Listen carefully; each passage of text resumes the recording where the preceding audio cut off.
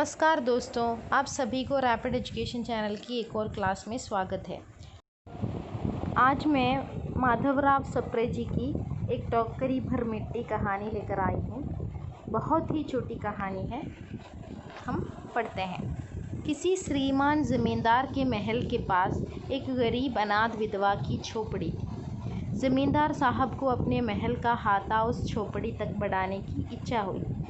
विधवा से बहुतेरा कहा कि अपनी झोपड़ी हटा ले, पर वह तो कई ज़माने से वहीं बसी थी। उसका प्रिय पति और इकलौता पुत्र भी उसी झोपड़ी में मर गया था। पतोहू भी एक 5 बरस की कन्या को छोड़कर चल बसी थी। पतोहू मतलब बहू है। अब यही उसकी पोती इस वृद्धकाल में एकमात्र आधार थी। जब उसे अपनी पूर्व स्थिति की याद आ जाती थी तो मारे दुख के फूट फूट रोने लगती थी। और जब से उसने अपने श्रीमान पड़ोसी की इच्छा का हाल सुना, तब से वह मृतप्राय हो गई थी। उस झोपड़ी में उसका मन लग गया था कि बिना मरे वहाँ से वह निकलना नहीं चाहती थी। श्रीमान के सब प्रयत्न निष्फल हुए। तब वे अपनी ज़मींदारी चाल चलने लगे। बाल की खाल निकालने वाले वकीलों की थैली गर्म करके उन्होंने अदालत से झोपड़ी पर अपना कब्जा करा लिया और विधवा को वहां से निकाल दिया। बेचारी अनाथ तो थी ही, पास पड़ोस में कहीं जाकर रहने लगी। एक दिन श्रीमान उस झोपड़ी के आसपास टहल रहे थे और लोगों को काम बतला रहे थे कि वो विधवा हाथ में एक टोकरी लेकर वहां पहुंची। श्रीमान ने उसको देखते ही अपने नौकरों से कहा कि उसे यहाँ से हटा दो, पर वह गिड़गिड़ाकर बोली, अब महाराज, अब तो ये झोपड़ी तुम्हारी ही हो गई है, मैं उसे लेने नहीं आई हूँ। महाराज क्षमा करे तो एक विनती है। ज़मींदार साहब के सिर हिलाने पर उसने कहा, जब से ये झोपड़ी छूटी है तब से मेरी पोती ने खाना पीना छोड़ दिया है। मैंने बहुत कुछ समझाया पर वह नहीं मानती। यही कहा करती है कि अपने घर चल, वही रोटी खाऊंगी। अब मैंने ये सोचा कि इस झोपड़ी में से एक टोकरी भर मिट्टी लेकर उसी का चूल्हा बनाकर रोटी पकाऊंगी। इससे भरोसा है कि वह रोटी खाने लगेगी। महाराज कृपा करके आज्ञा दीजिए तो इस टोकरी में मिट्टी ले आऊं। श्रीमान ने आज्ञा दे दी। विधवा झोपड़ी के भीतर गई। वहां जाते ही उसे पुरानी बातों का स्मरण हुआ और उसकी आंखों से आंसू की धारा बहने लगी। अपने आंतरिक दुख को किसी तरह संभालकर उसने अपनी टोकरी मिट्टी से भर ली और हाथ से उठाकर बाहर ले आई।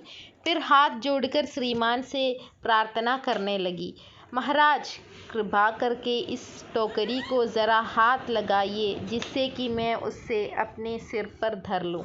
ज़मींदार साहब पहले तो बहुत नाराज़ हुए, पर जब वह बार बार हाथ जोड़ने लगी और पैरों पर गिरने लगी तो उनके मन में कुछ दया आ गई। किसी नौकर से ना कहकर आप ही स्वयं टोकरी उड़ाने आगे बढ़े। ज्यों ही टोकरी को हाथ लगाकर ऊपर उड़ाने लगे, त्यों ही देखा कि यह काम उनकी शक्ति के बाहर है। फिर तो उन्होंने अपनी सब ताकत लगाकर टोकरी को उड़ाना चाहा, पर जिस स्थान पर टोकरी रखी थी वहाँ से वह एक हाथ भी ऊंची न हुई। वह लज्जित होकर कहने लगी, नहीं, ये टोकरी हमसे ना उठाई जाएगी। यह सुनकर विधवा ने कहा, महाराज नाराज न हो, आपसे एक टोकरी भर मिट्टी नहीं उठाई जाती, और इस झोपड़ी में तो हजारों टोकरियां मिट्टी पड़ी है। उसका भार आप जन्म भर क्यों कर उठा सकेंगे? आप ही इस बात पर विचार कीजिए। ज़मींदार साहब धनमद से गर्वित हो अपना कर्तव्य भूल गए थे, पर विधवा की उपयुक्त वचन सुनते ही उनकी आंखें खुल गई। कृतकर्म का पश्चाताप कर उन्होंने विधवा से क्षमा मांगी और उसकी झोपड़ी वापस दे दी। एक टोकरी भर मिट्टी, माधवराव सप्रे जी की कहानी हमने पढ़ ली है। ये 1901 में छत्तीसगढ़ मित्र नामक पत्र में प्रकाशित हुई थी। कुछ विद्वानों का मत है कि ये 1900 में प्रकाशित हुई है। बहुत ही छोटी कहानी है। आपको किसी भी कहानी या कुछ भी PDF चाहिए हो तो आप कमेंट बॉक्स में लिख दीजिए। इसे हिंदी की पहली मौलिक कहानी कही जा सकती है।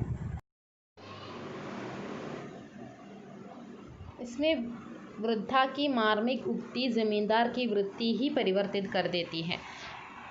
वृद्धा कहती है कि एक टोकरी भर मिट्टी आपसे संभाली नहीं जाती, उठाई नहीं जाती, तो इस चौपड़ी में तो हज़ारों टोकरी भर मिट्टी है, तो आप उसका भार कैसे उठा पाएंगे। ये कहते ही ज़मींदार की वृत्ति ही परिवर्तित हो जाती है। उसको अपनी गलती का एहसास हो जाता है और वो वृद्धा को अपनी चौपड़ी वापस दे देती है। उसे कर्तव्य बोध होता है। यहाँ पे धार्मिकता, कर्तव्य बोध का वर्णन मिलता है। और इसमें भ्रष्ट वकीलों का भी वर्णन है, जो पैसों के लिए भ्रष्ट होकर झोपड़ी ज़मींदार को दिलवा देती है। तीव्र सामाजिक संवेदना है इस कहानी में। कहानी शिल्प के दृष्टि से ये पुष्ट कहानी है और कहानी कला की दृष्टि से भी ये पर्याप्त निकली हुई और प्रभावी है। इसमें क्या है, केवल 2 ही पात्र हैं, एक विधवा औरत और ज़मींदार, और कोई भी नहीं है। और एक बालिका का वर्णन होता है जो विधवा की पोती है, जो 5 साल की है। अगले क्लास में एक और कहानी के साथ मैं मिलती हूँ। धन्यवाद।